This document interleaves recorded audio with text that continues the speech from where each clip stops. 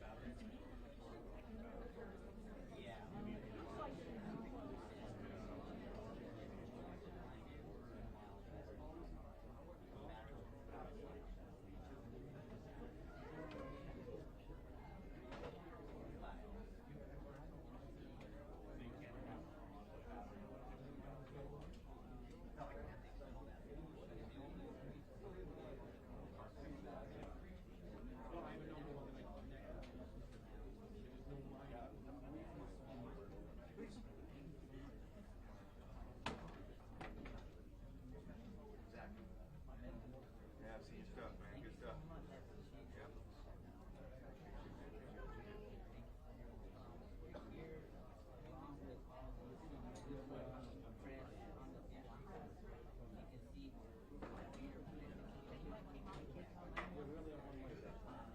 All right, folks, we're going to get started here shortly. If you could please put your phones on silent.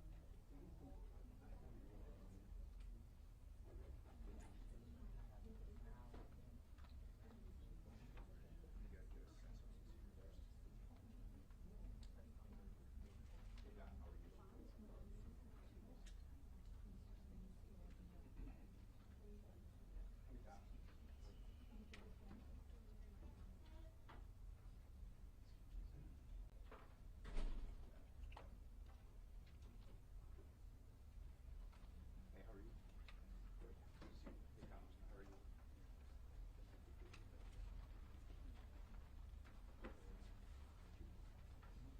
All right, let's see what Chief wants to do.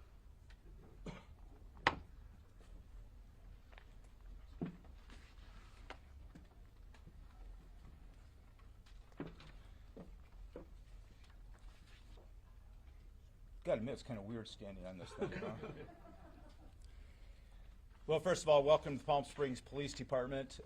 We appreciate you taking the time to come and to learn about all the great things that the Bureau and our department has been doing. I'll introduce Assistant Director Akil Davis in a second. I did want to take a few seconds to recognize the many people who have given us an outpouring of support. From the Governor's Office, we have over here Don O'Keefe and Director of OES. Thank you so much for taking the time to fly down today. We have Congressman Raul, Dr. Raul Ruiz here also. We appreciate you coming, Dr. Ruiz, and your support. You've been on the phone with me for 2 days, and I sincerely appreciate that. In addition to that, we have Supervisor Manuel Perez, who is coming, and also, as you can see, all of our council members are here. This is Grace Garner, Councilwoman Grace Garner, Jeffrey Bernstein, and I saw David Reddy. There he is. David Reddy, Mayor Pro Tem Soto, and then City Manager Scott Stiles and Paul Alvarado, the Fire Chief. I want to turn this over. The most important piece of this is the great work that our partners from the FBI have been doing with our detectives, and I'm just so grateful, Akil, for your partnership. We work shoulder to shoulder on this, and I really appreciate all you've done, so time is yours as much as you'd like. Thanks a lot, Chief.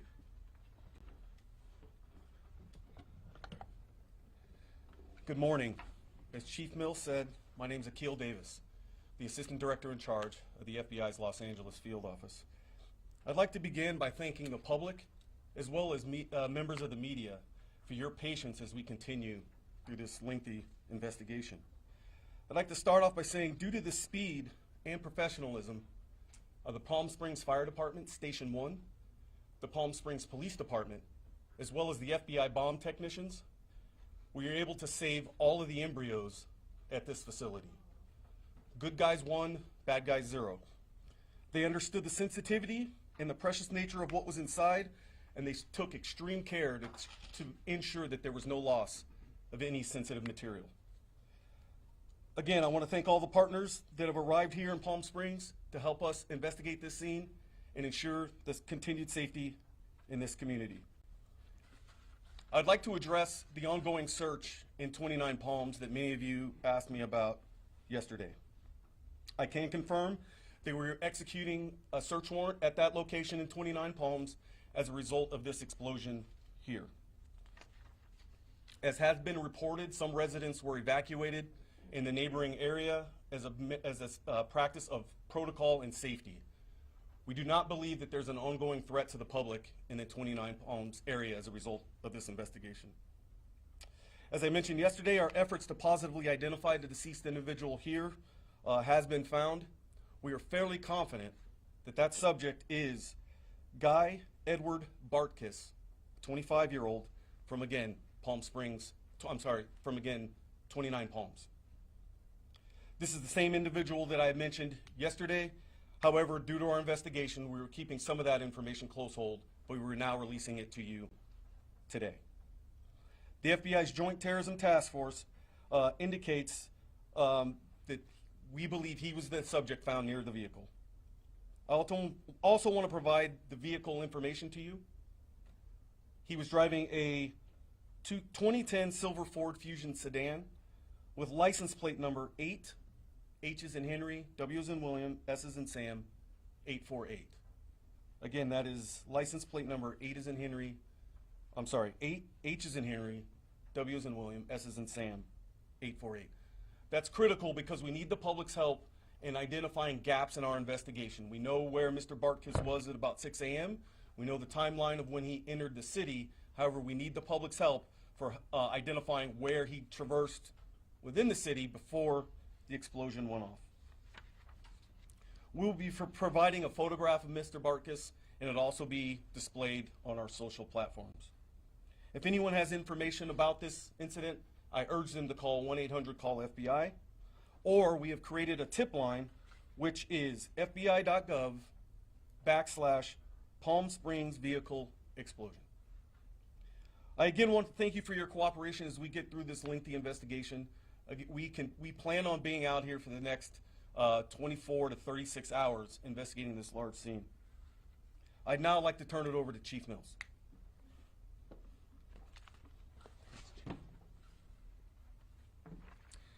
It goes without saying, at the end of this, we'll have opportunity for people to ask questions. Yesterday, a man intent on harming others in our city failed. Palm Springs survived, and we are stronger and more resilient as a result. Our determination to continue life as we know it here in Palm Springs continues unabated, and you'll see this city dynamically grow as a result of this. We have already begun to open the streets surrounding the blast site. Indian Canyon and Palm Canyon will be closed for some time as we still continue to collect evidence as well as process the scene.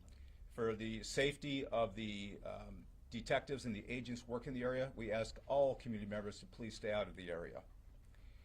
I am absolutely confident that this city is safe. There is no continuing threat to our community as a result of this incident. Now, let's get back to the business of rebuilding the city and continuing our tradition and way of life. This is a city of people celebrating life, and it's a beacon and a safe haven for all. And we really focus on inclusivity and a community that is welcoming to all people. This is where you want to be. Palm Springs is the place. And I think you're going to see that over the upcoming months. Lastly, I really want to recognize the IVF community. This has been one of those heartbreaking things for many community members who are going through the process of trying to build families. And we want you to know that this city is in your court, because those embryos that are there right now are going to be the future leaders of this community. And so we support you, we see you, and we want to be in your camp. And so please, as we continue to move forward, this is an opportunity for us to show the IVF community just how much we support them and we can do. I'm asking all people in Palm Springs, people who live here, people who treasure this as a home, get on social media and show how wonderful this city is. Take a photo of the best place that you would like to show the world what's going on and post it, because that's how special this community is. I'd like to turn over to Fire Chief Paul Alvarado.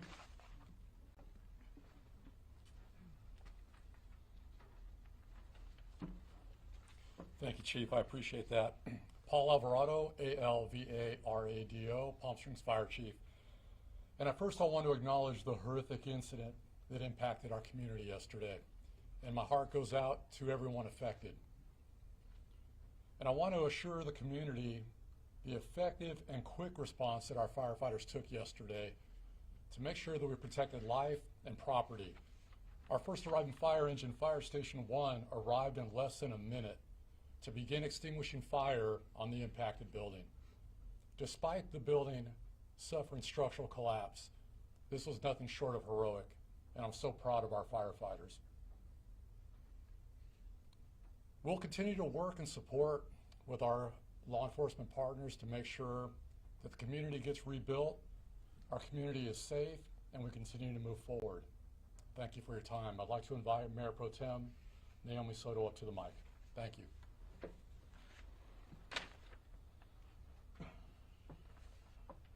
Good afternoon, or good morning. It feels like afternoon already. My name is Naomi Soto. I'm the Mayor Pro Tem here in the city. Yesterday, Palm Springs experienced a tragedy. A person who wanted to instill fear in our community with an act of terrorism. This person may have caused damage to our buildings, but that person only managed to unite our community even more. We stand united against violence, against hate. Palm Springs is a city of love, acceptance, joy, and hope. I want to assure this community they are in good hands with Police Chief Andy Mills and Fire Chief Paul Alvarado and the brave men and women who responded immediately to the scene of the explosion. And to our partners at the FBI, who are doing everything they can do to find those responsible, we are in deep gratitude to you all. We also appreciate all our state and local partners who have reached out to offer support and resources, including especially Governor Gavin Newsom, Senator Alex Padilla, Senator Adam Schiff, Congressman Ken Calvert, Congressman Raul Ruiz, thank you for being here, State Senator Ochoa Bo, and Assemblyman Greg Wallace, and all of their staff who have reached out to us multiple times. Thank you to our city council members, our city staff, City Manager Scott Stiles. All of your effort means so much during this time of tragedy. And to our community members, again, I want to assure you that we are doing everything we can to help those injured and find those responsible. You are not alone, and we are here with you.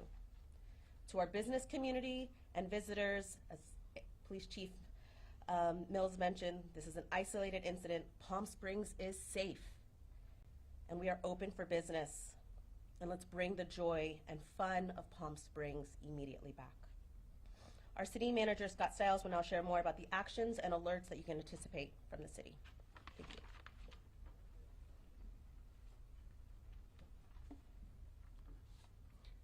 Thank you, Mayor Pro Tem. I'll be very brief, but just a few words, especially for our residents here in Palm Springs. We want to let you know that all of our city departments are working around the clock, 24/7, to be fully coordinated on everything we can do, from opening up streets as quickly as possible and to providing services and restoring services as quickly as possible. That involves all the coordination with our police department, our fire department, public works, who are all out there around the clock, and we will continue to do that. We hope to be opening streets up very soon, as soon as possible, and we'll continue to push that out.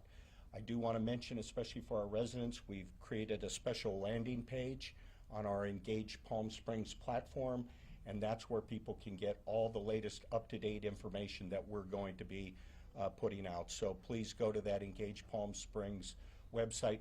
Many of our residents are already watching it around the clock. The other thing I want to mention very briefly, with the horrific nature of this explosion, as you know, it damaged a great number of businesses and residential properties in and around the vicinity.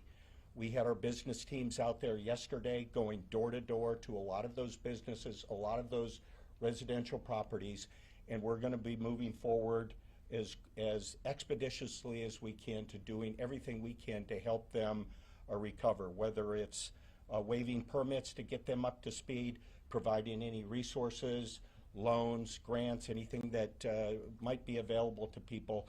We're going to be working on that with the greatest of speed. So we'll be continuing to reach out to them, and so we just want to thank all of our businesses, residents that were affected, and if you need to reach out to us, please reach out to us if you haven't spoken to us already.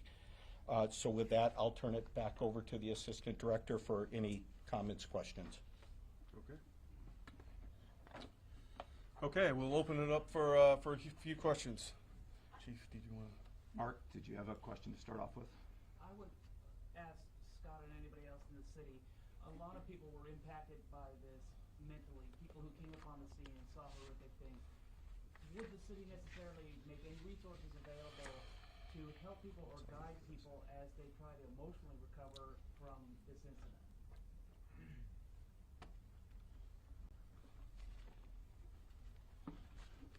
Thank you, Mark. We've had some conversation about that. We know, especially even among our city staff that were on scene and may have witnessed stuff and seen stuff.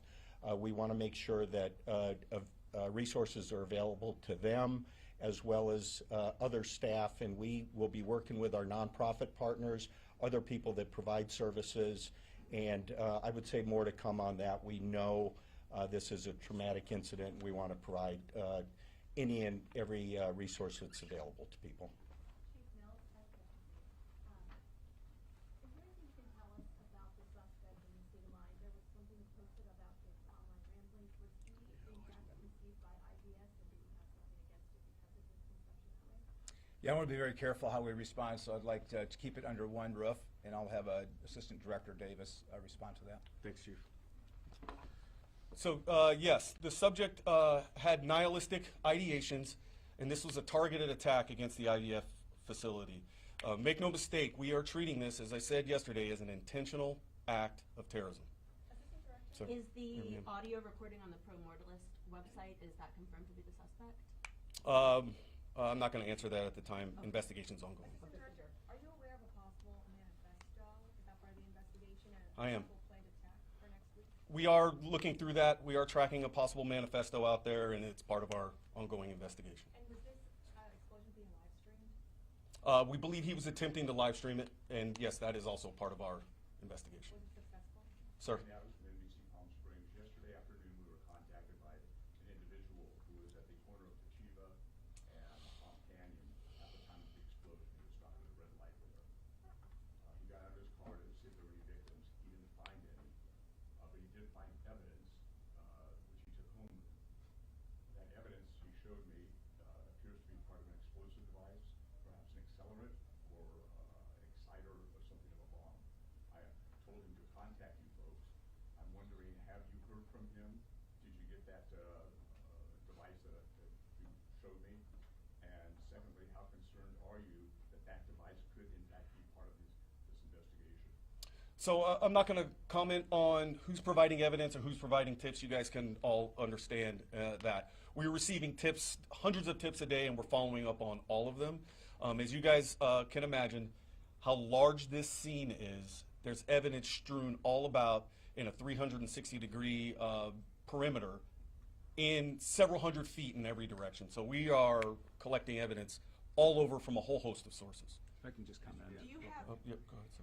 For those community members who have found pieces of what they believe is evidence, they really need to get a hold of us. You can call the local number or the FBI. This is unacceptable, and let's be really direct with that. If that person, if you could recontact them for us and let them know they need to turn it in. I believe he's been in contact with you, and looking online this morning, the device is described as one that's commonly used as explosives. So, Okay, well, any further comment on that? I mean, make no mistake, sir, this absolutely were explosives used in this incident. A large bomb went off in the city of Palm Springs yesterday. And this certainly has been part of that evidence. Could be. When you Yeah. talk about this 25-year-old, was he already known to law enforcement, or was this the first time that he's popped up on your radar? This is the first time he's popped up on our radar. Not to say that he hasn't had other contacts, but we are working with our locals to kind of vet that out. And do you have an update on those 4 people, on their injuries, or what's the status of them? Yeah, go ahead. Chief. all of the people who were injured in the blast have been released from the hospital and medical care. Thank you. Can you speak to the scene in 29 Palms? What, I think some residents reported hearing an explosion there, possibly was there a controlled explosion or anything there, and have the perimeters been lifted? Are people able to return to their homes? So it's an ongoing scene. I am aware of some of the noise that the residents were reporting on that. Some of that was due to us making entry into that residence and dealing with some of the material that we've come across there. But that's an active scene right now, and we're working through that, so I'm not going to comment further on the status of it. Assistant Director, on Sir. to the Mr. Davis, Zach Boedo here with KCAL News. Thank you for taking the time to be here in Palm Springs. To clarify, you said the person who died in this explosion is Mr. Barkis. Is Mr. Barkis who you believe made this bomb and detonated it? Yeah, so that's nuance there. So we are fairly confident that Mr. Barkis is our primary subject of suspect, person of interest. We are working through some other technical means to positively identify the decedent here, but we believe at this moment, based on the evidence that we've gathered, that that is Mr. Barkis as the decedent here. Has Barkis' mother and family cooperating with authorities? I'm not gonna, no comment there. Assistant Director Sir. Rogers here, CBS News. This Ford Fusion, 3,000 pounds, essentially creates this 250-yard blast site. Talk about the device that was inside this vehicle. Rudimentary, sophisticated, walk us through it. And so there's a lot there that's still under investigation. What I can say is this is probably the largest bombing scene that we've had in Southern California. This does eclipse the bombing matter in Aliso Viejo. It's that big. And just for reference, to throw pieces of vehicle hundreds of feet in the air and then several blocks away, you can use your imagine how big that bomb device was. Was this individual able to buy the products online? Did he have to use a special license, military grade? Walk us through that, how he obtained the materials for the device. And so that information is still part of our investigation, and in order to protect the integrity of it, I'm not going to comment on the how and the why yet. This is Sarah, ABC 7 News. My question to you is, since you said the large amount of explosives that was used in this vehicle, could it be that the suspect was outside the vehicle, maybe didn't expect it to detonate as much as it did? Could he not have intentionally tried to kill himself? Yes, ma'am, that is a possibility, and our investigation will reveal. Do you have questions? Sir. Timothy Parker, Spectrum News 1. You mentioned that you believe this person was anti-IVF. How do you know that? Based on our investigation, some of the posts that he's made online, some of the comments made in his manifesto that we're combing through right now, is kind of what led us to that nihilist belief. Breaking News Channel 3. We had a reporter on scene at the 29 Palms area yesterday, and community members were telling her that there was an FBI presence there in the days leading up to that. Can you confirm that? I cannot.